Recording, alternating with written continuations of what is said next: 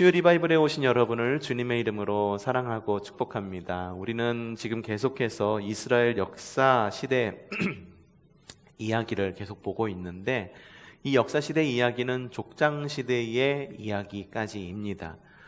이스라엘이라고 하는 민족, 어쩌면 민족성이라고 하는 것도 정착되기 전에 하나님께서 아브라함을 부르셔서 민족으로 삼겠다라고 약속하시고 이끌어 가시는 거기까지가 바로 우리가 보고 있는 이스라엘의 역사 시작 시대입니다. 근데 이 시대를 살고 있는 많은 사람들 가운데에 유별나게 눈에 딱 띄는 한 사람이 있습니다. 아브라함이라고 여러분은 말씀하실지는 모르겠지만, 사실 아브라함은 그 당시 살고 있는 많은 사람들 가운데에 하나님의 최선의 선택이었다라고 말하기에는 뭔가 조금 하나가 미달되는 사람이었었어요. 거짓말도 굉장히 잘했고요. 주님께서 가라 하면 가고 멈추라 하면 분명히 멈췄는데, 자기가 좋을 때는 하나님을 너무 잘 따랐어. 근데 자기에게 어려움을 닥치니까 하나님이 언제 그랬냐는 듯이 안 따르고 자기가 결정 내려갖고 그냥 그렇게 행동해버리던 사람이 바로 아브라함이었었습니다. 그럼에도 불구하고 하나님은 아브라함을 선택하시죠. 그렇기 때문에 아브라함을 선택한 것은 이건 전적인 하나님의 은혜인 것입니다. 우리가 돌아보아야 될 필요가 있어요. 내가 하는 건 아무것도 없어. 근데 하나님이 평안하게 지켜주셔. 그러면 내가 잘하는 것으로 알아요. 그래서 내가 이만큼 해왔지, 내가 이만큼 해왔으니 교회가 이만큼 성장한 거고 이만큼 평안한 거고, 그리고 성도들 간의 우애도 좋은 거고, 뭐 이렇게 생각하는 경우가 종종 있게 됩니다. 저도 잠시 속곤 합니다. 하지만 만약에 내가 하는 것이 아무것도 없는데 모든 것이 평안하다면 그거야말로 주님의 은혜라고 하는 거예요. 그러니까 우리가 아브라함이 부름받은 것은 아브라함이 잘했기 때문이다? 아니다. 오히려 아브라함보다도 훨씬 더 뛰어난 믿음의 사람이 있었으니 족장시대의 의인이라고 불렸던 바로 누구? 욥이라고 하는 사람이었습니다. 욥은요, 족장시대 사람입니다. 성경의 한 가운데에 나와 있다 보니까 욥이 어느 시대 사람이지? 혹은 룻기 정도 될까? 그 근처에 있는 것 같으니까 그 정도 사람일 것 같다라고 생각하지만, 욥은 어느 시대 사람? 족장 시대 사람입니다. 누구와 같은 시대 사람? 아브라함과 같은 시대 사람. 하나님이 아브라함을 선택하시지 않고 욥을 선택하셨다면은 어떠셨을까? 좀 더 이스라엘이라고 하는 나라가 좀 더 강팍하지 않지는 않았을까? 좀 더 순종적이지 않으셨을까라는 생각을 해보기도 합니다. 왜냐하면 아무래도 그 혈통을 따라 흐르는 그런 어떤 사람의 어떤 생각과 그리고 성품과 이런 것들이 있잖아요. 아브라함이 애초에 좀 거짓말도 잘하고 그런 사람이었다고 한다면 욥은 신실한 사람. 그러니까 욥을 애초에 하나님께서 욥을 선택했다고 한다면, 이스라엘이 좋을 때만 하나님만 찾고 나쁠 때는 그냥 우상을 찾는 그런 민족이 아니라 아마 지금까지도 하나님만 신실하게 찾는 그런 민족이지 아니었을까, 민족이 되었지 않았을까라는 생각을 해봅니다. 그 민족성을 세우는 가장 중요한 사람으로 말이죠. 욥은 세움받지는 않았어요. 하지만 욥이라는 인물은 성경에 기록되면서 우리에게 굉장히 많고 선하고 좋은 그런 유익한 그런 교훈을 우리에게 남겨줍니다. 자, 욥기는요, 이스라엘 족장 시대를 배경으로 하고 있습니다. 자, 기록 시기, 이게 언제 기록되었는지는 알 수가 없어요. 어떤 사람이 썼는지 저자 역시 알 수 없습니다. 욥기를 읽으면 그거에 대한 힌트도 나와 있지 않습니다. 욥 자신이 쓴 것일 수도 있고, 어떤 사람들은 모세가 썼다, 어떤 사람들은 솔로몬이 썼다라고 이야기하시는 분들도 있습니다. 확실한 건 뭐냐 하면 이스라엘 문화가 아니다라고 하는 거예요. 욥은 이스라엘의 정통 혈통을 가지고 있는 사람이 아니라 이방인. 그렇기 때문에 이방인이 저자였을 가능성도 있을 거다라고 하는 그런 추측도 있습니다. 자, 욥기에서 말하고자 하는 중심 주제는 뭐냐? 중심 주제는요. 야, 우리는 과연 고통을 통해 무엇을 배울 수 있는가라고 하는 거예요. 욥기를 읽으면은 우리에게 왜 악이 있는 거지, 왜 이러한 어려움이 있는 거지를 알고 싶어서 욥기를 종종 읽을 수도 있습니다. 거기에 대한 힌트도 어쩌면 얻을 수도 있을지도 모릅니다. 하지만 욥기를 읽으면서 우리가 얻을 수 있는 가장 좋은 유익, 그리고 바른 유익은 뭐냐 하면, 욥처럼 그렇게 어려움에 닥치게 되었을 때, 욥이 얼마나 많은 어려움을 겪었습니까? 그렇죠? 어떤 어려움을 겪었나요? 자녀들도 몽땅 다 죽임을 당했어요. 재산 엄청났죠? 지난 우리 수요 리바이벌 시간에 얘기했죠. 소가 몇 마리? 엄청나게 많았어요. 엄청 많았어요. 이 황소가 500마리라고 이야기를 하네요. 500마리. 지금 한우 500마리 키우는 집은 엄청난 부자예요. 젖소 500마리 키우는 집도 엄청나게 부자인 집이에요. 근데 황소가 500마리, 나귀가 500, 약대가 3,000마리래. 낙타가 3,000마리, 양이 7,000마리. 엄청나게 많은 숫자의 재산을 가지고 있었던 사람. 그 재산마저도 몽땅 다 거덜나버리고 털려버립니다. 그의 아내는 어떻습니까? 그의 아내는 좀 가정에서 욥이 하는 일을 보고 좀 본받고 아름다운 가풍을 만들어 가면은 좋겠는데, 가풍을 만들기는커녕 욥이 어려움을 겪자, 너 그럴 바에는 차라리, 여보, 그럴 바에는 차라리 당신이 믿는 하나님 그냥 저주하고 그냥 같이 죽어버립시다. 그렇게 말할 수도 있었지. 그렇게 그냥 말해버리고 그냥 도망가버린 그런 아내였다라고 하는 거죠. 그런 가운데에서도 욥은, 그런 어려움 가운데에서도 욥은 그 고통을 굉장히 잘 이겨내고 하나님 안에서 이렇게 잘 이겨내고 있는 것을 볼 수가 있습니다. 그러니까 욥기를 통해서 얻을 수 있는 가장 좋은 유익은 뭐냐 하면은, 우리에겐 분명히 고난이 있기 마련입니다. 어려움이 있기 마련입니다. 매 순간순간이 사실 고난이에요. 이제 나이가 드시고 연로하시면은 움직이기가 상당히 힘들어지세요. 또 날씨가 추워지면은 이 무릎도 뻣뻣해지고, 그렇죠? 무릎도 뻣뻣해지고 움직이기도 참 힘들어집니다. 그렇기 때문에 움직이는 것 하나도 어떤 경우에는 고통입니다. 잠자는 것도 고통이 될 수도 있어요. 그렇죠? 연로하시면은 주무시는 것도 고통이 될 수가 있어요.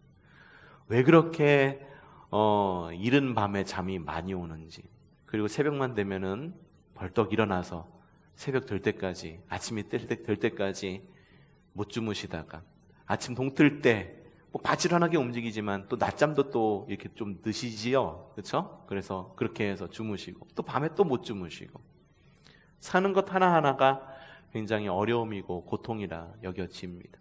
안 아프면 좋겠는데 계속 아파요. 관계가 다 좋았으면 좋겠는데 관계가 좋지는 않아요. 심지어 오늘 점심을 뭐 먹을까라고 생각하는 것. 메뉴 정하는 거 여러분에게 고통 아니세요? 짜장면 집에 가가지고 짜장면을 먹을까, 짬뽕을 먹을까라고 하는 아주 간단한 고민으로부터 시작해가지고 먹을 게 없어서 뭘 먹어야 될지 고민하는 것들. 모든 것들이 우리에게는 고통이고 고민입니다. 우리가 이 땅 가운데서 살아가면서 고통이 없는 삶을 살아갈 수는 없어요. 그러면은 하나님 이 고통을 없애주세요 라고 그렇게 기도하는 것이 옳은 것일까? 코로나 시대잖아요. 많은 분들이 그렇게 기도합니다. 하나님, 이 코로나 시대에 겪고 있습니다. 코로나 시대에 겪고 있는데 하나님께서 코로나 빨리 없애주셔가지고 우리가 빨리 모이게 해주시고 사람들이 평안하게 해주세요라고 기도합니다. 여러분에게 말씀드리겠습니다. 코로나는 분명히 없어져요. 그리고 코로나 분명히 정복될 것입니다. 근데 완전히 없어지지는 않을 거예요. 완전히 없어지지는 않고 우리와 언제나 함께 할 수도 있습니다. 그래서 백신이나 이런 것들을 접종함으로 우리가 계속하게 될 거예요. 그렇기 때문에 우리가 지금 기도해야 될 것은 코로나가 빨리 없어지기를 기도하는 것이 아니라 우리가 이 코로나 시대를 잘 극복할 수 있게 기도하는 것도 또 다른 지혜가 아닐까라는 생각을 해봅니다. 이 코로나가 가면은 또 다른 코로나가 안 올까요? 분명히 다시 옵니다.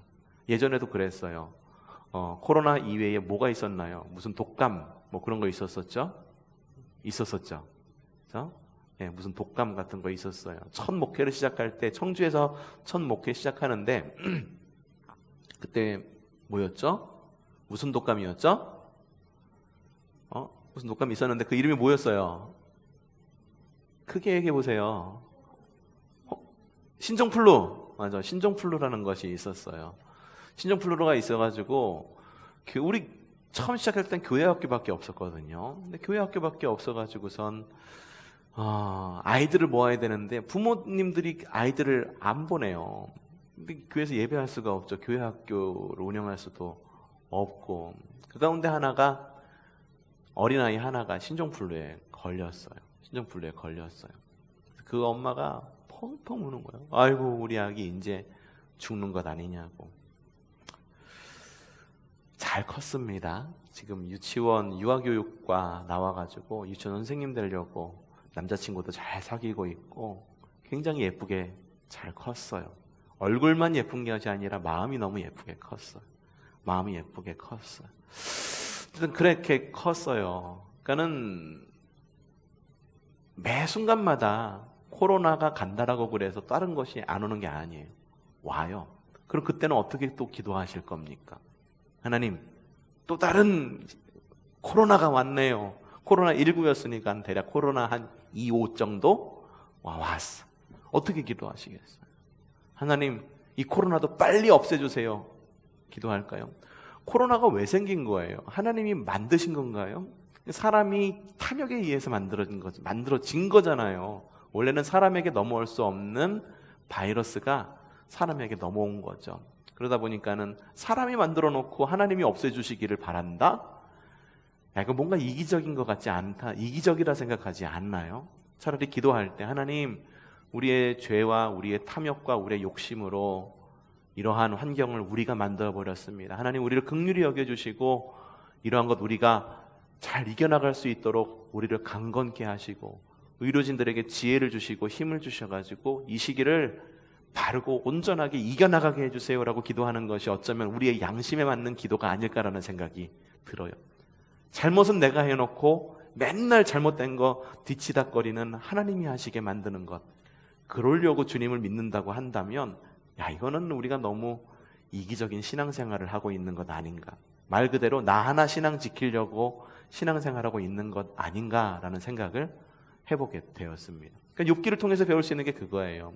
지금 악이라고 하는 것, 고난이라고 하는 것은 우리를 언제나 힘들게 하고 아프게 합니다. 결정 내리는 것 하나하나가 우리에겐 고통일 수도 있어요. 그럼 우리가 기도할 때 욥기를 통해서 배울 수 있는 건 뭐냐 하면, 야, 이 고통을 통해서 우리는 과연 무엇을 배울 수 있고, 이 고통을 통해서 우리는 과연 이 고통을 어떠한 모습으로 헤쳐가 나가는 것이 건강한 그리스도인인가를 배우는 것, 그것이 욥기를 통해서 배울 수 있는 가장 좋은 유익이다라고 여러분에게 말씀을 드리고 싶습니다. 자, 성경의 숲으로 욥은 누구입니까? 욥은 모든 면에서 탁월했던 사람입니다. 하나님을 경외했기 때문에. 또한 부자였고 풍요로운 가정이 있었죠. 이거 지난주에 한 거네요. 쭉쭉 넘어갑니다. 욥이 겪은 고난까지 넘어가고, 욥의 반응은 어떻게 했는가? 욥은 일어나 슬퍼하고 뭐 겉옷을 찢고 어쨌든 그랬지만 결국은 욥기 1장 20절부터 22절 그때 욥은 일어나서 쭉 이야기하면서 이 모든 어려움을 당하고서도 죄를 짓지 않았으며 어리석게 하나님을 원망하지도 않았다라고 욥기에 나와 있는 것을 볼 수가 있습니다. 아시겠죠? 앞에 있는 말에 계속된 반복이에요. 중간 욥기를 보면은 중간에 특이한 논쟁들이 나옵니다. 이거는 엘리바스, 빌닷, 소발이라고 하는 욥의 친구들이 나와서 욥, 너 왜 이렇게 욥아, 너 왜 이렇게 어려움을 겪고 있니? 이런 걸 갖다가 각자 나름대로의 생각으로 왜 그런 것인지를 이렇게 설명을 하는 부분이 있어요. 참 미련한 것 같아요.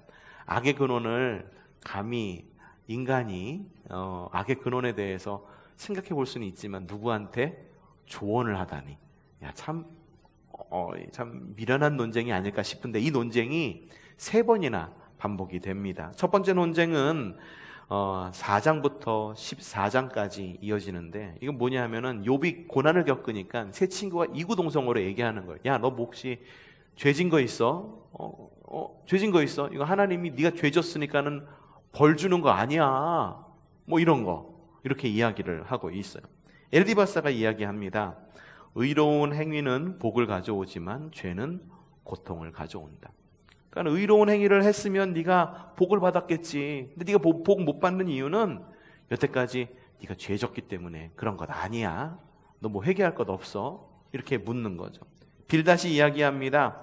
야, 하나님은 의로우셔. 하나님은 정말 위대하신 분이셔. 하지만 욥은 죄를 범한 것. 너 정말 죄 범한 건 맞아. 소발이 이야기합니다. 하나님은 정말 두려운 분이시고 전능자이시니 욥, 너 빨리 회개해야 돼. 이렇게 이야기를 하는 거죠. 두 번째 논쟁이 이어집니다. 15장부터 21장까지. 이거 종말과 징벌에 대해 이야기하는 거예요. 엘리바스가 이야기합니다. 고난당하는 자, 악한 자는 종말이 어떤가? 야, 이건 악한 자는 끝에 가서 안 좋게 되어 있어. 아이고, 그 노인네 돌아가신 것 보니 생전에 죄진 거 다 받고 가는구만. 뭐 이렇게 생각할 수 있는 것. 실제로 우리 그렇게 생각하잖아요. 근데 그것마저도 우리가 판단할 수 있다, 없다? 판단할 수 없다라는 거예요. 판단할 수 없다. 그 판단은 누가 하는 겁니까? 하나님이 하시게끔 내어드리는 거죠. 빌닷이 이야기합니다. 빌닷은 두 번째 논쟁에서 악한 자의 운명을 굉장히 어둡게 이야기합니다. 결국 같은 거죠. 소발 이야기합니다. 다른 친구에서 말한 두 가지. 악한 자는 징벌받는다. 소발은 보면은 발이 작은 사람이어서 그런지 마음도 좀 소심해요. 그래가지고 발 작은 분 이렇게 또 하는 거 아니에요. 그러니까 오해하시지 마시고 소심해요. 그래서 앞에 이야기한 두 친구 말을 반복해서 이야기하는 것을 볼 수가 있어요. 악한 자의 징벌을 이야기를 하죠. 세 번째 논쟁이 이어집니다. 세 번째 논쟁은 22장부터 37장까지 엘리바스가 이야기합니다. 야, 죄 없는 자는 고난받을 일이 없는 거야 라고 이야기합니다. 우리도 이렇게 이야기를 해요. 야, 하나님 앞에서 열심히 사역하고 열심히 기도하고 열심히 신앙생활하면 고난받을 일 없어 라고 이야기하는 경우가 종종 있죠. 하지만 우리의 열심이 우리의 고난을 막을 수 있는 것은 아닙니다. 고난은 언제나 우리에게 올 수가 있어요. 그러니까 고난이 오면은 우리는 어떻게 반응을 해야 되는지 굉장히 심도 있게 고민을 해봐야 되는 거죠. 빌닷이 이야기합니다. 하나님은 크시며 인간은 벌레일 뿐이다. 벌레만도 못한 내가 용서받을 수 있나요? 여러분 좋아하시나요? 이 찬양? 저는 별로 그렇게 부르고 싶지 않아요. 왜 자신에 대한 자존감을 벌레에 비유합니까? 하나님의 크신 사랑에 비하면은 정말로 미물이라는 것은 사실이죠. 하지만 우리가 벌레를 보듯이 하나님이 우리를 그렇게 벌레 보듯 보시지는 않아요. 벌레 보듯, 여러분, 하나님께서 우리를 벌레 보듯 보셔가지고, 야, 벌레만도 못한 이 녀석, 내가 니들을 위해 가지고 독생자를 줬다고? 결코 이러시지 않으셨거든요. 하나님은 기꺼이 당신의 아들을 우리에게 주셨고, 그 아들의 모습은 곧 하나님이셨고, 결국 그 아들을 십자가에 달려 돌아가게 하심으로, 결국 자신을 십자가에 달려 돌아가게 하심으로 우리를 구원하신 분이시죠. 그러니 우리가 벌레를 보듯, 하나님이 우리를 벌레 보듯 그렇게 보실 거다? 절대 그러시지 않으실 겁니다. 여러분은 충분히 존귀한 분들이에요. 존귀하세요. 그런 자존감을 가지세요. 비록 순간순간 죄짓고 순간순간 잘못된 판단을 할지라도 그럼에도 불구하고 하나님은 우리를 벌레 보듯 보시지는 않으신다라고 하는 거예요. 사랑하는 내 아들아, 사랑하는 내 딸아, 그렇게 보신다라고 하는 거죠. 근데 빌닷이 그렇게 얘기한 거예요. 하나님은 크셔. 크신 하나님에 비하면 인간은 뭐다? 벌레다. 이후에 소발이 이야기합니다. 역시 굉장히 좀 소극적으로 이야기합니다. 침묵합시다. 할 말 없습니다. 앞에 한 말 반복 이라고 이야기를 하죠. 여러분, 누군가가 고난을 당하고 어려움을 겪을 때 그것을 함부로 판단해서는 안 됩니다. 그 설령 믿지 않는 사람이라 할지라도 이렇게 판단하면은 굉장히 하나님이 원치 않으시는 거예요. 어떤 분들은 재앙이나 혹은 이런 것들을 하나님의 징벌이다, 하나님이 벌 주시는 거다라고 이야기하는 걸 하기도 합니다. 근데 그거는 하나님께서 우리에게 사인, 표징을 주시는 것일 수는 있어요. 하지만 그것이 하나님의 징벌이다, 잘 믿지 않았기 때문에 주는 벌이다라고 이야기하는 것은 그 우리의 판단으로 할 수 있는 부분은 아니다라고 하는 거죠. 코로나 역시 마찬가지. 이건 하나님께서 우리에게 주시는 벌이야, 인류에게 주시는 벌이야. 그러니 우리는 어떻게 해야 돼? 물론 하나님께서 주시는 벌일 수도 있겠죠. 하지만 이것을 갖다가 우리가 벌이다라고 이야기하기는 어려워요. 벌일 수는 있지만 벌이다라고 하기는 어려워요.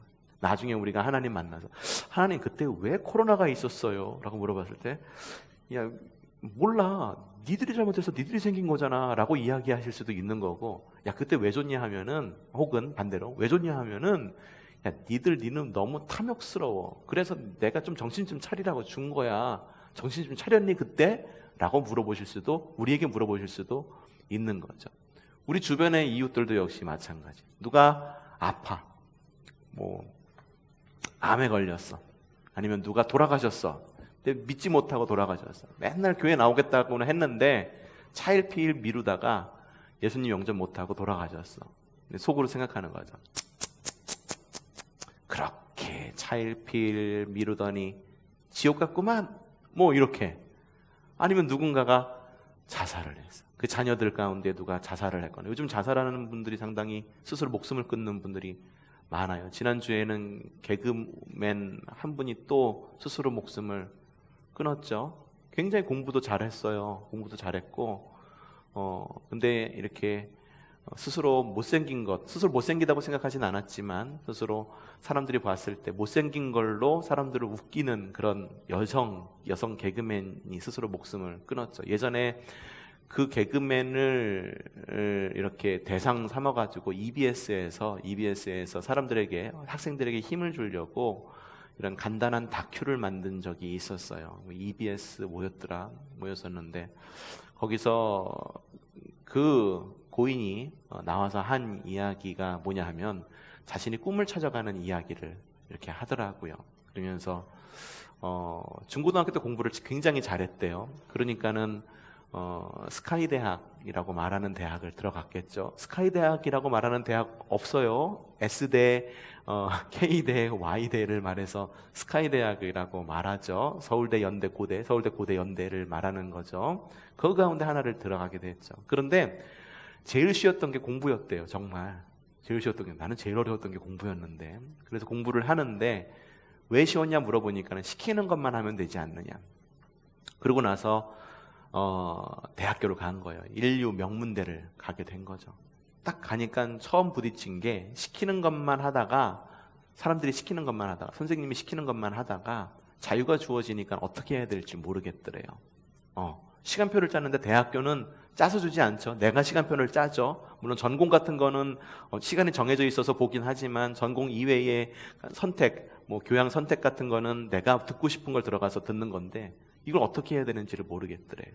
그래가지고 친구가 하는 대로, 친한 친구, 대학교 들어가서 그 친구가 하는 대로만 따라하면서 이렇게 대학 생활을 했더라고 하는 거죠. 근데 재미가 없더래.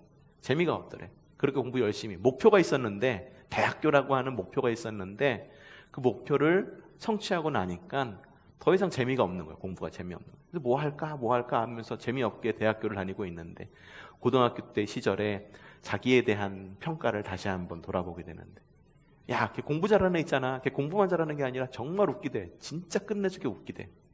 라는 생각이 떠올라서 개그맨 공채 시험을 보게 되고, 그래서 개그맨이 되었어요.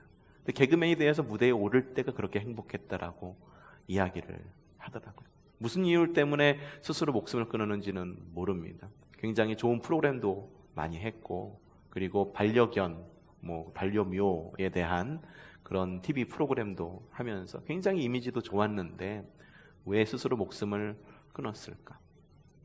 더군다나 그리스도인이라는 거 알고 있어요. 근데 왜 목숨을 끊었을까? 그것을 보고 우리가 지옥 같겠구만 이라고 쉽게 판단할 수 있는 것은 아니다라고 여러분에게 말씀을 드리고 싶은 거예요. 그러니까 악이라고 하는 것, 이것을 갖다가 쉽게 이야기할 수 없는 거예요. 누군가에게 악이 닥쳤을 때 아유 저러니 뭐 이렇게 해서는 안 된다라고 하는 거죠. 오히려 슬퍼하는 자와 함께 슬퍼할 줄 알고 기뻐하는 자와 함께 기뻐할 줄 아는 것, 이것이 그리스도인의 교양이에요. 이 그리스도인의 올바른 자세입니다. 듣다가 이 엘리바스 빌닷 소발이 하는 이야기를 듣다가 안 되겠어. 그래서 옆에 있었던 엘리후라고 하는 이런 지혜자가 갑자기 나타납니다. 아마도 그들 옆에서 듣고 있었을 것 같아요. 엘리후가 이야기합니다. 고통의 대가에도 불구하고 하나님을 섬기는 일은 이롭다. 그런 고통이 있음에도 불구하고 우리가 하나님을 믿는 것은 우리에게 유익이고 그것은 곧 우리에게 복되다라고 갑자기 이름이 기억이 안 나네. 엘리후가 이렇게 이야기를 합니다.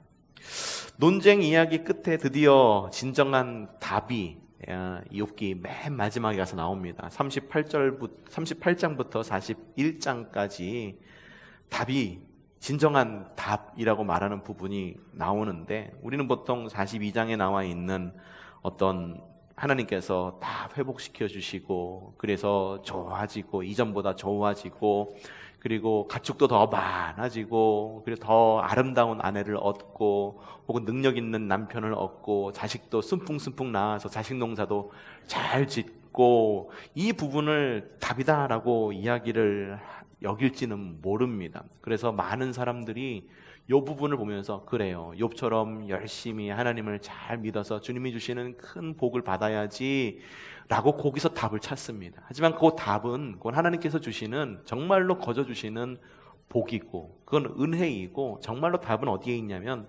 38장부터 42장까지 나와 있어요. 폭풍 가운데에서 주님이 짠 하고 진짜 나타나십니다. 그리고 욥에게 질문합니다. 네가 할 수 있는 게 뭐가 있냐? 할 수 있는 거 아무것도 없었잖아. 네가 열심히 산다고 살았지. 근데 세상 뜻이 네 마음대로 되냐? 자식 농사 져봤잖아. 자식들 네 마음대로 되디?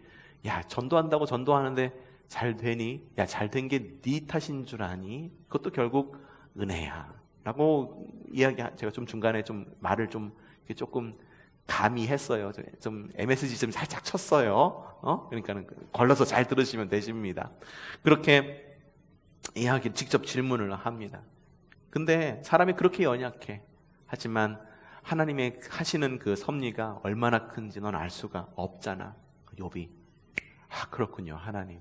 그러면서 하나님께 대답을 합니다. 욥기 42장 5절 말씀인데요. 42장 5절 말씀 여러분 나눠드린 프린트 가지고 계시죠? 인터넷으로 온라인으로 보시는 분들은 앞에 나가는 요 자막 여기서부터 여기까지 한번 읽어보도록 하겠습니다. 자, 한번 읽어보죠. 시작. 주님이 어떤 분이시라는 것을 지금까지는 제 귀로만 들었습니다. 그러나 이제는 제가 눈으로 주님을 뵙습니다. 욥은 이런 사람이었었어요.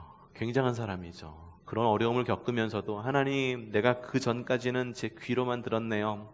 한 귀로 듣고 한 귀로 흘렸네요. 하나님, 그러고 보니 제가 모든 것을 안다고 생각했는데 모든 것을 아는 것은 아니었어요. 그동안에 그냥 귀로만 듣고 흘려보냈던 그런 내 신앙 하나님 나 용서해 주시고 이제는 제가 제 눈으로 주님을 뵙기를 원합니다. 진짜 1대1로 인격적으로 만나기를 원합니다. 욥은요 정말 마음이 순수한 사람이었던 것 같아요.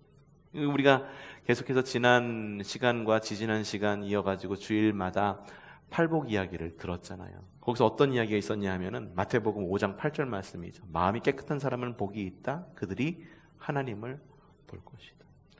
정말로 욥은 마음이 깨끗한 사람이 아니었는가? 그래서 하나님을 정말로 대면하고 하나님과 1대1 대면해서 승리를 얻었던 사람이 욥이 아니었을까 생각을 해봅니다. 하나님을 본 사람, 마음이 깨끗한 사람. 깨끗한 마음을 가지세요. 깨끗한 마음, 깨끗한 마음, 순수한 마음, 하나님 앞에서 순전한 마음. 주님께서 가라 하면 가고 멈추라 하면 멈출 줄 아는 지혜가 있는 성도. 성경은요 계속해갖고 주님을 뵙는 것을 중요하게 여깁니다. 주님을 뵙는 것을 굉장히 중요하게 여깁니다. 주님은 실제로 우리가 눈으로 볼 수 있을까?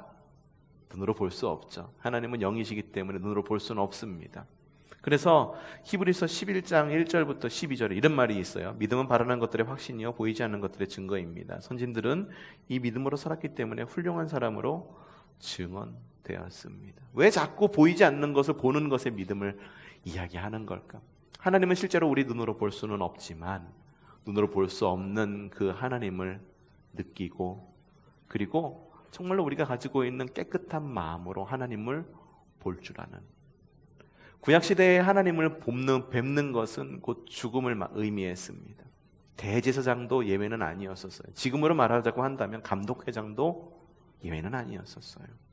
유명한 교황 역시 예외는 아니었어요. 얼마 전에 좀 우리 교황께서 별로 좋지 않은 이야기를 해서 좀 많이 좀 속이 상해요. 뭐라고 그랬지?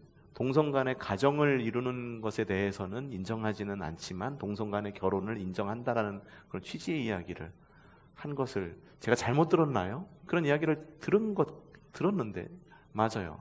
그렇게 이야기를 했어요. 그래서 이게 교회 지도자가 할 이야기고 진리를 말해야 될, 더군다나 교황이라고 하는 사람이 그렇게 이야기해도 되나 그런 생각이 들었는데, 어쨌든 구약시대에는요 하나님을 뵙는 것 자체는 곧 죽음이었습니다.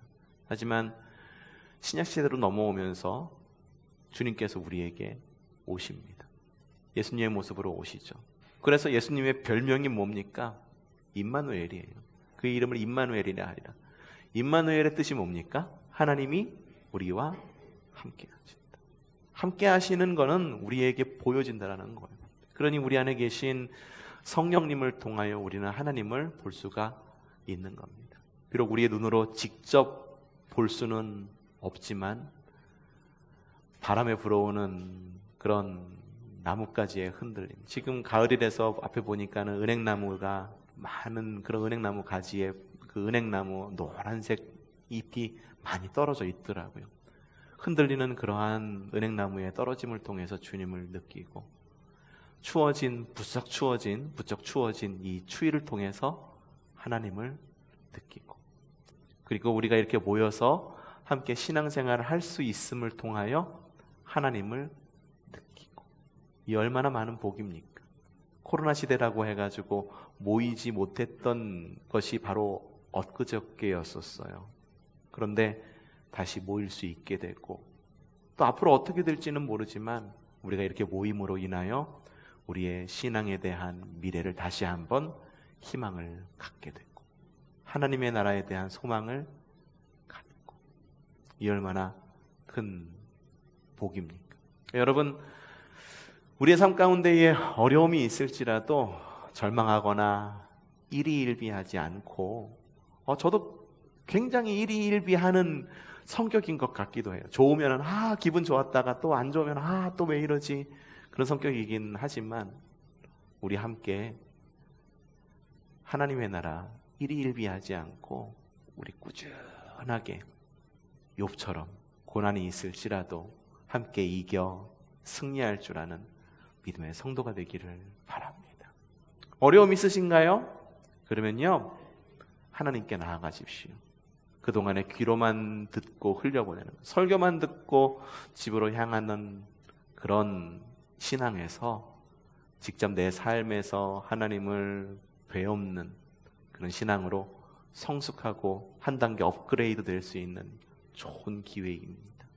이 기회를 통해서 하나님의 나라 건강하게 살아가시고 주님 다시 정말 눈과 눈을 마주칠 때처럼, 거울을 보듯 마주칠 때처럼, 그때가 올 때까지, 그때는 분명히 우리에게 올 것입니다. 바로 그때까지 믿음의 경주에서 승리하는 저와 여러분이 되기를 주님의 이름으로 축복합니다.